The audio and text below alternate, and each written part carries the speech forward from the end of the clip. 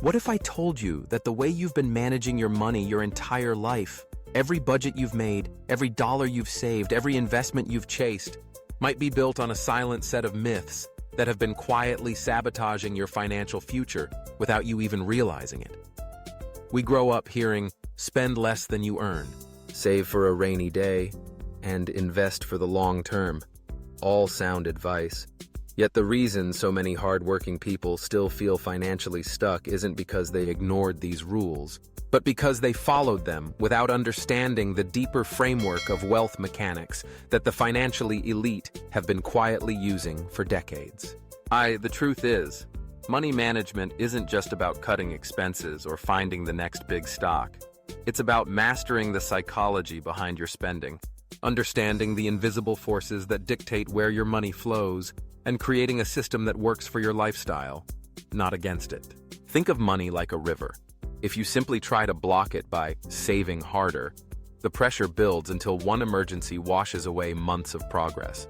But if you learn to redirect that river into controlled channels, streams of passive income, compounding assets, and intentional spending, your financial growth becomes inevitable.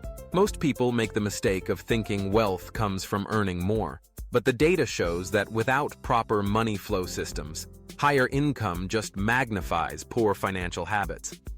That's why the wealthiest individuals design something called a three-tier financial engine, a structure where short-term cash flow fuels medium-term growth investments, which then sustain long-term wealth preservation. In this model, your first tier isn't just an emergency fund. It's a liquidity buffer that can also seize opportunities when others are panicking. Your second tier isn't just investments. It's a mix of scalable income assets and protected growth vehicles that compound without being eroded by taxes or inflation. And your third tier is the fortress: trusts, insurance wrappers, and legacy accounts that ensure your wealth outlives you. But beyond the mechanics, here's what almost no one talks about. Money is deeply emotional. The subtle triggers in your daily life, the ads you see, the friends you compare yourself to, the financial rules your parents drilled into you, are quietly shaping your decisions more than market trends or interest rates. Managing your money wisely means rewiring your habits at a subconscious level, learning to delay gratification not by pure discipline, but by designing your environment so that bad choices are harder to make and good choices are automatic. It's about treating every dollar like an employee, assigning it a role, tracking its performance, and firing it if it's not producing results. And perhaps most importantly, wise money management is not static. It evolves with you.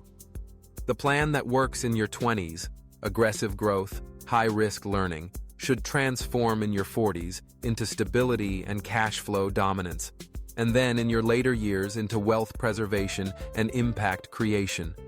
If you truly want to master your finances, you must think in decades, act in quarters, and measure in days. Because here's the final secret. Managing your money wisely isn't about living frugally forever or obsessing over every cent. It's about building a financial life where your money works so efficiently that you can focus on what actually matters: freedom, security, and the ability to design your own future without compromise. And when you finally reach that point, you'll look back and realize the real goal was never just to manage your money.